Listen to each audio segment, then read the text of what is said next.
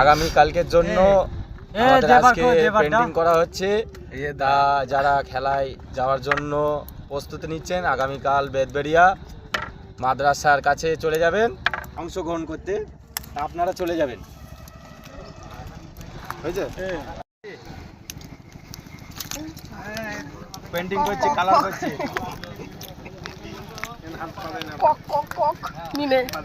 Viral যা viral ওর না viral এই ডবল করে রাখ দিও না।